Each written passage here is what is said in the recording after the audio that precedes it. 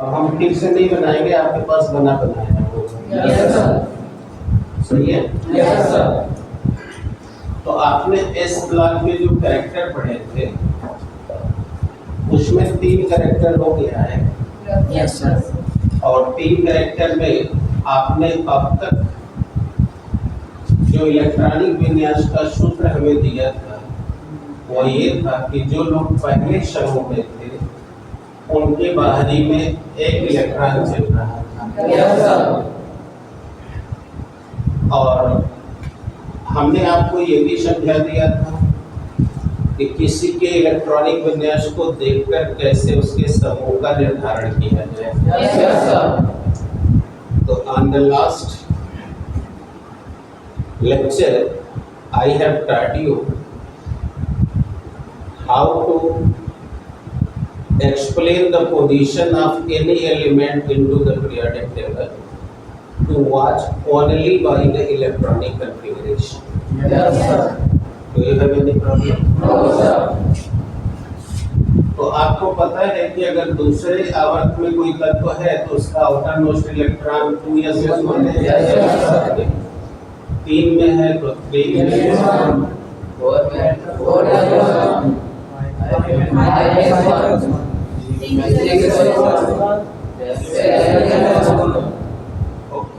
Yes sir.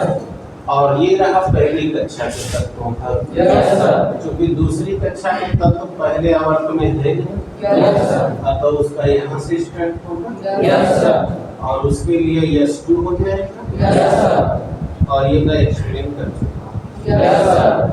अब अगले चरित्र की ओर बढ़ेंगे। Yes sir. तो चौथे चरित्र पे आ जाइए। चौथा चरित्र ये है कि आपको अगर क्लास 10 का ज्ञान नहीं हो तो भी आप एक बात मोटी मोटा समझिए, क्योंकि उसका हम लोग डिटेल्स अगले चैप्टर में लेंगे जहाँ शुरू होगा केमिकल बॉन्डिंग। तो आप एक मोटी मोटा बात क्या लेंगे कि पहली कक्षा को छोड़ दिया, क्योंकि सभी तत्वों के इलेक्ट्रॉन पहली कक्षा में नहीं है, केवल 2 लोग के हैं। एक हाइड्रोजन और एक हीलियम। सही है? Yes sir. तो पहली कक्षा को छोड़ दिया जाए तो किसी भी तत्व के बाहरी कक्षा में अगर 8 इलेक्ट्रॉन मौजूद है तो उसकी कक्षा पूर्ण मानी जाती है। और वह न तो किसी को इलेक्ट्रॉन देता है न देता है, जिसका जिक्र भी मैंने शून्य नाम क्यों रखा था। लेकिन अगर उसकी कक्षा बाहरी में 8 इलेक्ट्रॉन से कम है तब उसकी कक्षा अपूर्ण मानी जाती है। और तब वो उसे पूरा करने के लिए इलेक्ट्रॉन या तो दूसरे को देता है, जिसका एक कॉन्सेप्ट मैंने आपको पिछले दिन दिया था कि जिसको भी 4 से ज्यादा इलेक्ट्रॉन चाहिए अपनी कक्षा पूरी करने के लिए उसे इलेक्ट्रॉन नहीं मिलेगा, और जिसको नहीं मिलेगा वह त्यागेगा। और जिसको 4 से कम इलेक्ट्रॉन की जरूरत होती है उसको इलेक्ट्रॉन मिलता है, तो उसके लिए हम लोग लिख देते हैं यस, यानी हाँ मिलेगा। और जिसको मिलेगा वो ग्रहण करेगा। और आप कक्षा 9 से पढ़ रहे हो कि त्यागने का गुण धातु में होता है और ग्रहण करने का गुण अधातु में होता है। अब त्यागते समय जो जल्दी त्याग कर दे वो अत्यधिक क्रियाशील माना जाता है। वो क्या किया जाता है? अत्यधिक क्रियाशील माना जाता है। और जो त्यागने में लेट करे वो कल क्रियाशीलता उतना ही कम। जैसे कोई अमीर आदमी कोई काम है तो कहा कि 2 रुपए लगेगा, तो बिना मोल चाल के 2 रुपए फेंक दिया। अब अगर कोई व्यक्ति उतना पैसे वाला नहीं है तब वो मोल चाल करता है और उसको वही सामान खरीदने में टाइम लग जाता है। तो यही बात मेटल में भी लागू होती है। जो धातु जितना जल्दी इलेक्ट्रॉन त्यागेगा उसकी क्रियाशीलता, और अगर वो इलेक्ट्रॉन त्यागने में देर कर रहा है तो उसकी क्रियाशीलता घटना शुरू हो जाएगी। यही बात इधर भी लागू होगा कि जो जितना जल्दी इलेक्ट्रॉन ग्रहण कर लेगा उसकी क्रियाशीलता उतने ही ज्यादा है, और जो लेट ग्रहण करेगा कम होगी। अब ये बात आप दिमाग में अगर पहले से है, नहीं भी है तो अभी मैंने बता दिया। बेटा यहाँ रह ध्यान नहीं तो फिर उतार देंगे, यहाँ खिलवाड़ नहीं चल रहा है। तो बता रहा हूँ कि ये गुण आपको अगर पहले से पता था तो ठीक है, नहीं पता है तो अब पता हो गया। इसी से हमारी सारी डीलिंग शुरू हो गई। अब देखिए क्या स्थिति। और एक चीज मैं यहाँ और भी कह दूं, क्योंकि हमने तो बाहरी का कह दिया। पहली कक्षा में 2 से ज्यादा नहीं रह सकते, इसलिए अगर किसी के पास एक है तो उसे भी एक चाहिए, और कोई दिन और नियम के हिसाब से मिल जाएगा, क्योंकि 4 से कम मिलता है। That's clear? और अगर नहीं मिला तो वो त्यागेगा। आइए अब मेरा बात को समझिए। अगर हम देखें तो हाइड्रोजन को छोड़ दें तो सबके इलेक्ट्रॉन पहली कक्षा छोड़ चुके हैं। इन नाते इन सभी लोगों की कक्षाओं को पूरी करने के लिए कितने इलेक्ट्रॉन की जरूरत है? यानी हम बात 2s की नहीं कर रहे, कक्षा की बात कर रहे हैं। और कोई भी कक्षा बाहरी पहली को छोड़ के पूर्ण 8 आनी है, क्योंकि आपको पता है कि 2 में यस और पी दोनों हैं। यस में 2 रहेगा, अतः 8 आने चाहिए। समझ आ रही है? और अगर 8 नहीं है तो देख लीजिए कितने की जरूरत है। तो इसको 1 है तो 7 की जरूरत है, इसको 2 है तो 6, यानी कि पहला समूह को भी इलेक्ट्रॉन नहीं मिलने वाला, क्योंकि इनको 4 से अधिक चाहिए, और दूसरे को भी नहीं मिलने वाला क्योंकि अतः दोनों बताइए न मिलने पर त्याग। तो अब ये तुरंत त्याग दिया, +1 हो गया। इसने इनसे थोड़ा देर में त्यागा, अतः उसकी वैलेंसी +2 हो गया। अतः बताइए इसकी क्रियाशीलता इनसे अधिक हुई कि नहीं? हुई ना? और त्यागे दोनों, अतः बताओ ये दोनों के दोनों मेटल हुए कि नहीं? हुए। और जो जितना त्यागेगा उसकी बैलेंसी उतनी होगी। तो बोलो इसकी बैलेंसी +1, इनकी बैलेंसी, यानी कि 3 पॉइंट खाली आपको यहाँ प्राप्त हो गया। तो हम 4, 5, 6 बना ले पहले। पहला क्या बना होगा कि ये पहले का हो चाहे तब तो चाहे दोनों ही इलेक्ट्रॉन त्यागने का गुण रखते हैं, अर्थात ये सब के सब मेरे, राइट? देखिए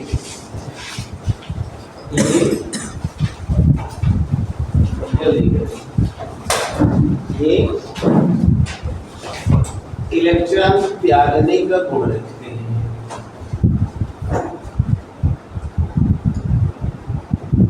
All element of the S block lose the electron.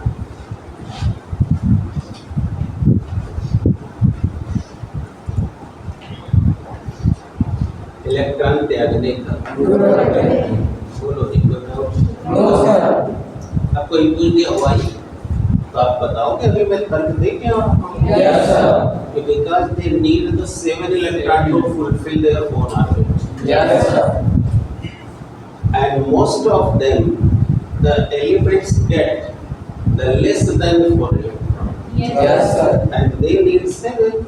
Yes, sir. So that's why they will not get the any electron. So they, in the circumstances when the electrons are not got, so they are just forced to lose the electron. Yes, sir.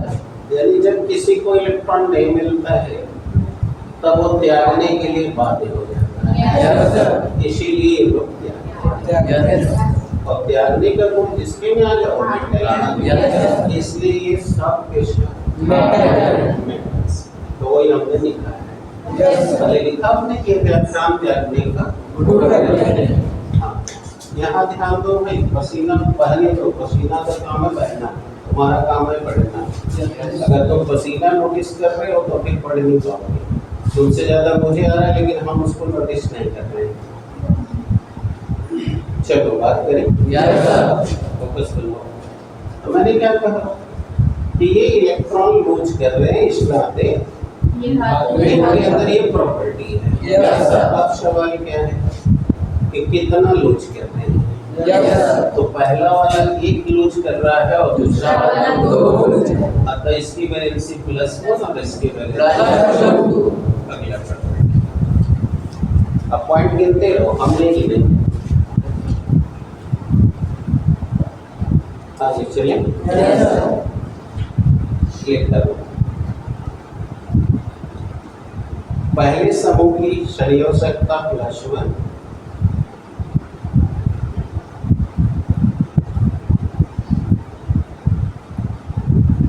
और दूसरे समूह की संयोजकता +2 होती है। Balancing of first group is +1 and the second group is +2. Next, अभी मैंने अगला बताया आपको कि ये जल्दी से इलेक्ट्रॉन त्याग रहा है अतः इसकी क्रियाशीलता सबसे यानी पूरे पीरियोडिक टेबल में इससे ज्यादा कोई क्रियाशील नहीं है और इसकी इससे कम है। Yes, sir. नेक्स्ट, पहले समूह के तत्वों की क्रियाशीलता सबसे ज्यादा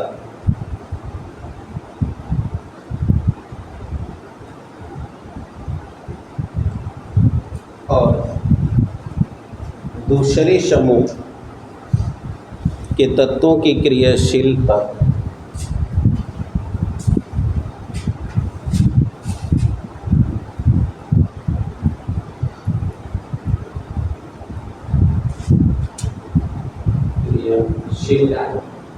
उससे कम होती है। First group elements are highly reactive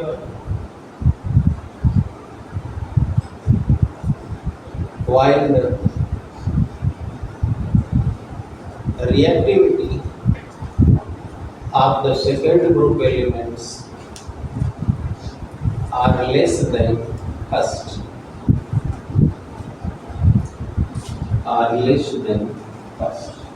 अब चलो इस वजह से इनको हम एक नाम देने जा रहे हैं। इनकी एक्टिविटी सबसे ज्यादा है अतः इनको नाम देंगे अल्कली मेटल। Yes, sir. और इनको कहेंगे अल्कलाइन मेटल, यानी इसे कहेंगे क्षार धातु क्षारीय मृदा। Yes, sir. तो लिखो, पहले समूह के तत्व क्षार धातु कहलाते हैं। The first group elements are called alkali metals.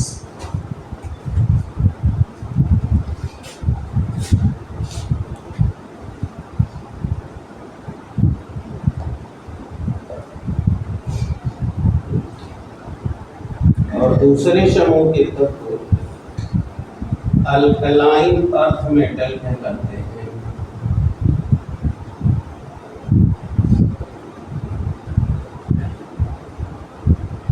इसे बोलेंगे क्षार धातु और इसे बोलेंगे क्षारीय मृदा धातु।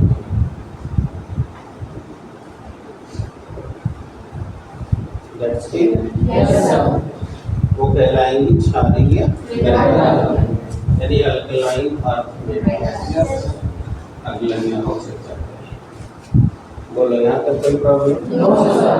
अब जानते हो जो लोग इलेक्ट्रॉन त्यागते हैं वो सब के सब, अगर 9-10 का ज्ञान है तो नहीं तो अगले चैप्टर में डिस्कस होगा। मारेंगे ना तो ये जो ऐसे है तो वो भी ऐसे कर रहा है, दोनों ऐसे चल रहा है, इक्वल बना देंगे एकदम से बात। खोपड़ी यहाँ पढ़ाई में नहीं लग रही, बस इसका बहुत जरूरी है। उसका भी वही चल रहा है तो हमारा भी वही चल रहा है। ये सब जितनी गंदी आदतें सीखे हो इसलिए नहीं पढ़ पाते और पढ़ने में बुद्धि कमजोर है, खाली अपने में फंसे हुए। हाँ चलिए बेटा, अब क्या बताना था, इस सब बेवजह डिस्टर्ब करते हैं। हाँ चलिए बात करें। Yes sir. तो मैं कह रहा था कि तुम जानते होंगे कि जो लोग इलेक्ट्रॉन लूज करेंगे त्यागेंगे वो सब के सब वैद्युत संयोजी होते हैं। Yes sir. क्या होते हैं? इलेक्ट्रोवैलेंट। Yes sir. और दूसरी जो इसमें विशेषता होगी, क्योंकि अभी हम इसको काउंट करेंगे तो 1 2 3 कर लेंगे, पहले इस पर चर्चा कर लो। Yes sir. ये वैद्युत संयोजी होंगे। और अगली बात कि ये इलेक्ट्रॉन त्यागते ही बताओ आयन फॉर्म में हो जाएंगे। Yes sir. और तुम देख रहे होगे कि अगर ये किसी को देंगे तो खुद धन होंगे और वो ऋणी हो जाएंगे। Yes sir. और तो विपरीत आवेश में आकर्षण बन जाता है। Yes sir. और तुम जानते होगे कि विद्युताकर्षण बने इलेक्ट्रोस्टैटिक फोर्स फिजिक्स के पहले चैप्टर में पढ़ाया जाता है। गुरुत्वाकर्षण बल का 10 से 40 गुना होता है। Yes sir. तो वो इतना बल से पकड़ेगा यस कि ये तुरंत एक दूसरे से बंध जाएंगे। Yes sir. और बंध कर सॉलिड स्टेट में चले जाएंगे। Yes sir. अब इसका अनुभव करना चाहो तो देखो, तुमने नमक का नाम सुना होगा। Yes sir. जो नमक तुम अपने घर में खा रहे हो यस वो सोडियम क्लोराइड। Yes sir. और अगर नमक, अब तो मार्केट में नमक पीसा हुआ आ रहा है, यस सर। लेकिन पहले नमक टोडरा का आता था। Yes sir. इतना बड़ा बड़ा ढोका। Yes sir. और उस ढोका को अगर तुम्हें दे दिया जाए तोड़ने के लिए यस सर। तो तुम्हें हथौड़ी या सिल लोढ़ा से मार के तोड़ना पड़ता है। Yes sir. यानी कि ऐसे नहीं टूटेगा वो। Yes sir. क्यों? क्योंकि वह इलेक्ट्रोस्टैटिक फोर्स से बना होता है। Yes sir. वो इलेक्ट्रोस्टैटिक फोर्स से बना होता है। समझ में आया? Yes sir. तो इतना प्रॉपर्टी देखो इसके द्वारा जनरेट हो गया। Yes sir. क्लियर हो गया? Yes sir. तो अगला 8 9 10 11 12 बना दो जल्दी जल्दी, चला जाओ। Yes sir. ये वैद्युत संयोजी होते हैं। They are electrovalents.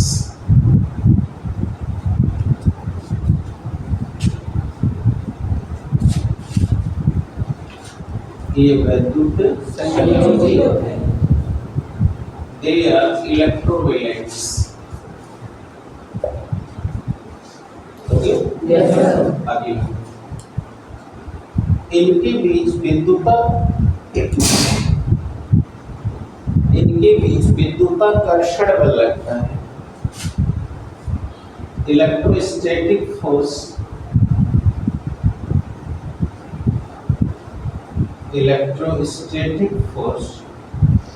acts among their compounds.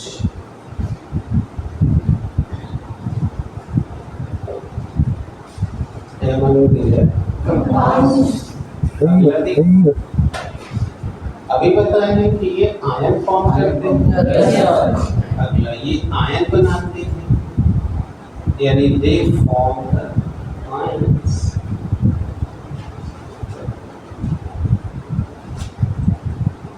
हो गया? Yes sir. अब चलो अगला देख। अब अगला क्या देखोगे कि अब अगर इनको तुम पानी में डालोगे तो तुम पानी के भी बारे में जानते ही होगे। पानी H2O से बनता है और इसमें हाइड्रोजन और जो ऑक्सीजन है, ये जो दोनों हैं ये दोनों पोलर बॉन्ड बनाते हैं। Yes, sir. यानी ध्रुवीय बंध। Yes, sir. ये देखो ध्रुवीय बंध बना रहे हैं, ये प्लस और ये माइनस। Minus. इसीलिए पानी में अधिकांश चीजें घुल जाती हैं। तो जैसे ये आयन फॉर्म कर रहा है, ध्रुव बना रहा है, Yes, sir. अभी तुम सुन रहे हो कि ये भी बना रहा है। Yes, sir. तो इसीलिए जितने इलेक्ट्रो कंपाउंड्स होंगे, यानी कि वैद्युत संयोजी यौगिक होंगे, Yes, sir. सब पानी में घुल जाएंगे। घुल जाएंगे और घुलकर आयन फॉर्म कर देंगे। Yes, sir. और अगर उस पानी में जिसमें तुमने इलेक्ट्रोवायलेंट कंपाउंड डाला है, Yes, अगर उसमें करंट प्रवाहित करो, तुरंत करंट चला जाएगा। Yes, sir. जैसे उदाहरण के तौर पे देखो ऊपर से बारिश हो रही है, Yes, sir. तो बारिश का पानी गिर रहा है और देखो सरकार नंगे तारों से तुम्हारे गांव तक बिजली ले जा रही है। Yes, sir. और यही पानी गिरता हुआ तुम्हारे जमीन पे गिर रहा है और उसी में से तुम चल रहे हो, Yes, sir. लेकिन करंट नहीं ना मारता। No, sir.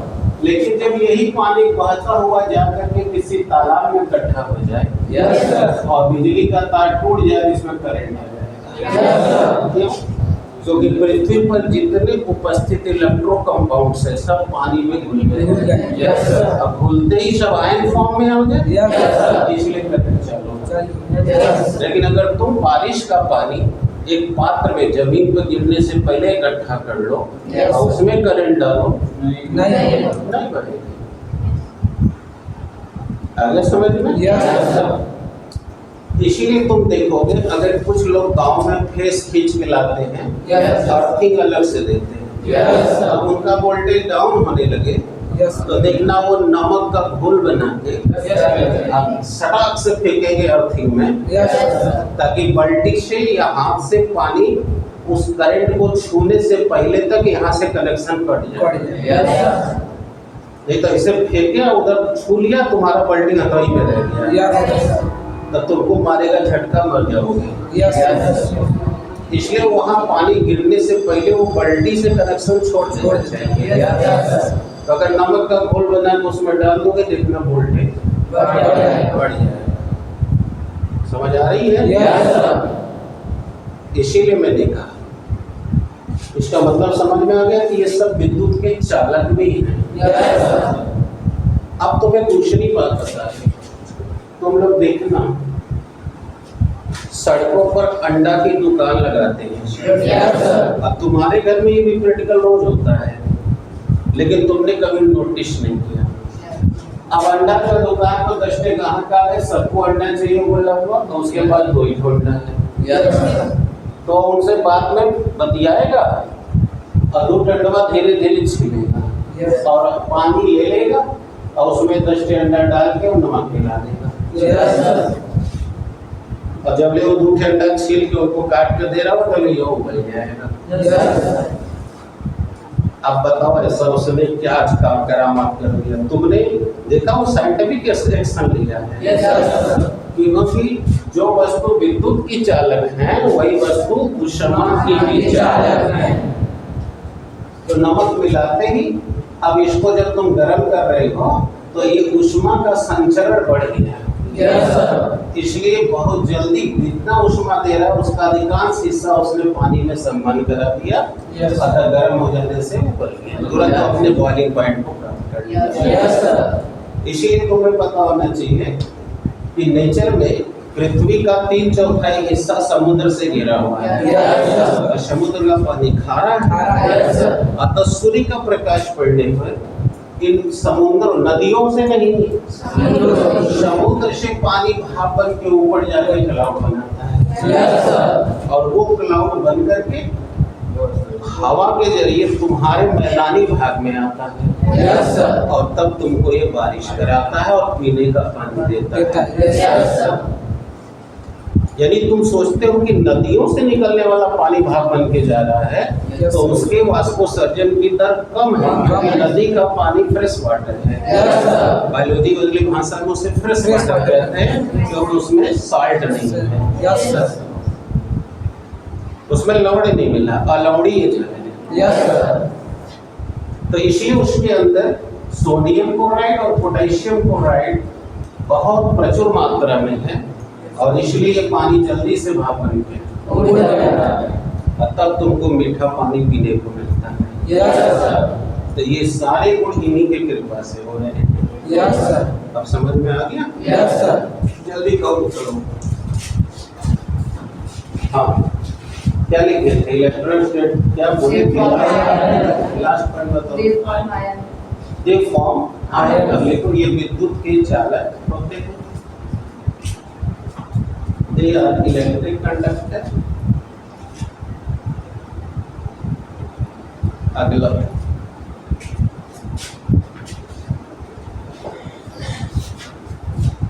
Okay. Yes sir. They are electric conductor. अगला लिखो दे आर थर्मल कंडक्टर, यानी ये ऊष्मा के भी चालक होते हैं।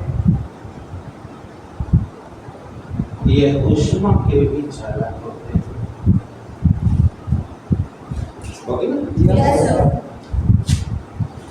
अब बताओ, अब अगर ये ऊष्मा के भी चालक हो गए, विद्युत के भी चालक हो गए, यस सर। तो अभी हमने बताया कि इलेक्ट्रोस्टैटिक फोर्स से बधे हुए हैं। Yes sir. तो बताओ, बधे हैं इसलिए खूब टाइट है, सॉलिड फॉर्म में है। Yes sir. अतः इनको अगर हमें तोड़ना है यानी कि गलाना है, यस सर। या उबालना है यानी कि क्वथनांक भाप में बदलना है, यस सर। तो ये सब दोनों काम बताओ क्या कम टेम्परेचर पे होगा? No sir. इसका मतलब इनके गलनांक भी उच्च होंगे और क्वथनांक भी उच्च। आगे समझ Yes, sir. गए?